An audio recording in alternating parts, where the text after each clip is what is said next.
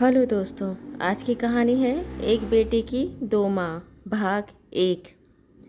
दोस्तों, अब हर सप्ताह सोमवार, बुधवार और शनिवार आपसे मिलेंगे एक नई कहानी के साथ सुबह 11:30 बजे। ए हरिया, 2 कप चाय और नाश्ता लाना। आओ शांति और जानकी बहन, बहुत दिन बाद आना हुआ। कहते हुए सुषमा जी ने शांति और जानकी जी को हॉल में आकर सोफा में बैठने का हाथों से इशारा किया। शांति और जानकी जी सोफा पर आकर बैठ गई। उनके बगल की सोफा पर आकर सुषमा जी बैठी। और बताओ कैसे हो? बहुत दिन बाद आना हुआ। क्या हुआ? आजकल तो आते ही नहीं हो। बहू का आजकल बहुत सेवा मिल रहा है क्या? इसलिए आजकल पड़ोसी की याद ही नहीं आती। सुषमा जी ने भी प्यार भरी ताना मारते हुए जानकी जी को कहा। जानकी जी ने कही, अरे घर में पोते पोतियाँ में ही दिन निकल जाता है, कहाँ फुर्सत मिलती है। जान ही नहीं छोड़ते बच्चे। आजकल के तो बच्चे पूछो मत। आज बच्चे सोए हुए थे इसलिए फुर्सत मिली तो मैं और जानकी जी तुमसे मिलने आ गए। तुमसे भी मिले हुए कितने दिन हो गए थे। सुषमा जी बोली, बहुत अच्छा हुआ। मैं तो याद ही कर रही थी कि कितने दिन हो गए तुम लोगों से मिली नहीं। चलो आओ बैठकर बातें करें। सुषमा जी, जानकी जी और शांति जी तीनों बैठकर बातें करने लगे। जानकी जी ने सुषमा जी से पूछी, अरे तेरी बहू दिख नहीं रही। सुषमा जी ने कहा, हाँ उनकी माँ शांत हो गई है, उन्हीं के कार्यक्रम में गई है। 5 दिन पहले ही 13वां खत्म हुआ है, लेकिन बहू कुछ दिन और रह गई। आज आने वाली है, हो सकता है आधा पौन घंटे में आ भी जाए। यह तो बहुत बुरा हुआ, सुनकर अच्छा नहीं लगा। तीनों बैठ आपस में बातें करने लगी, तभी घर के बाहर आकर गाड़ी लगी। गाड़ी से सुषमा जी की बहू निवेदिता और बेटा रमन अंदर आए। बहू निवेदिता जी ने सुषमा जी के पैर छुए, साथ में दोनों पड़ोसियों जानकी और शांति जी के भी पैर छुए। खुश रहो, दूधो नहाओ, पूतो फलों का आशीर्वाद शांति जी और जानकी जी ने दिया। सुषमा जी ने अपनी बहू की सूजी और मुरझाया चेहरा देखकर उसके चेहरे से उसके दुख को समझ रही थी। उन्होंने सुषमा के कंधे पर हाथ रखते हुए कहा, बेटा जाओ थोड़ा आराम करो। निवेदिता अपने कमरे की तरफ चली गई। अपने कमरे में जाने के बाद निवेदिता खड़े हो एकटक अपने कमरे को देखी, फिर अचानक से अपने घुटनों पर जमीन पर बैठ गई और दहाड़े मारते हुए जोर जोर से जार जार होते हुए रोने लगी।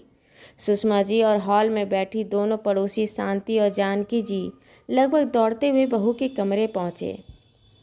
निवेदिता के पति रमन उनके कंधे पर हाथ रख उनको दिलासा दे रहे थे और निवेदिता बेतहाशा रोई जा रही थी। आंखों से आंसुओं का सैलाब बहे जा रहा था। सुषमा जी ने उसके कंधों को पकड़ा। निवेदिता सुषमा जी के बिल्कुल गले लग गई। सुषमा जी कसकर गले से लगाते हुए उसे कंधे को थपथपाते हुए कहा, बेटा हिम्मत रख।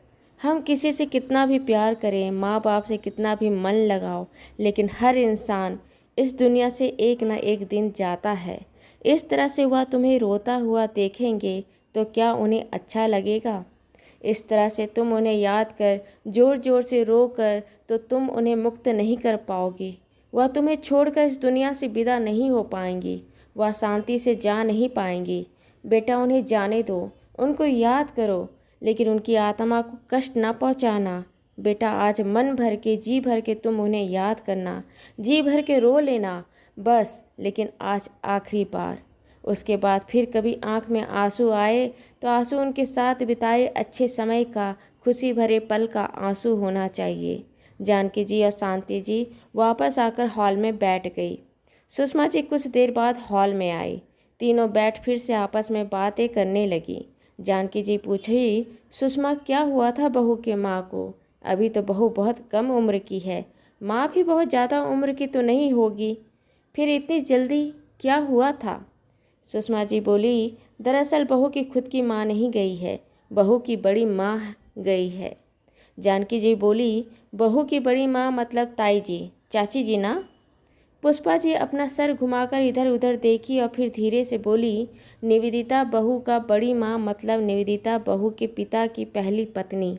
जानकी जी और शांति जी मुंह खोलकर बड़ा सा मुंह बनाए आंखें बड़ी कर देखते रही। क्या कह रही हो सुषमा? बहुरिया के पिता के दो शादी है? ऐसा कैसे? आपको पता था क्या? पता था तो फिर जानबूझकर ऐसे घर में शादी क्यों की। सुषमा जी ने फिर कहा कि मेरा एक भाई है जो मेरी बहू के घर के तरफ ही रहता है। मैंने अपनी बहू निवेदिता को वहीं अपने भाई के पास में हुए एक शादी में देखा था। पहली नज़र में ही वह मुझे भा गई थी। जब मैंने अपने भाई को बताया कि यह लड़की मुझे अच्छी लगी, इसके बारे में मुझे बताओ कि यह इस घर में मुझे शादी करना चाहिए या नहीं, कैसा घर है, परिवार है, तब मेरे भाई ने बताया कि इसके पिता की दो शादी है। लेकिन जब उसने पूरी कहानी बताई, सुषमा जी को निवेदिता पहली नज़र में पसंद तो आ गई, लेकिन उसके पीछे उसकी माँ को उसके पिता की क्या कहानी थी।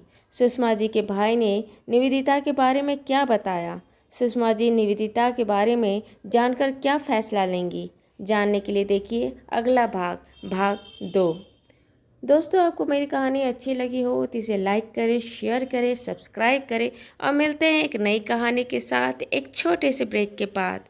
धन्यवाद।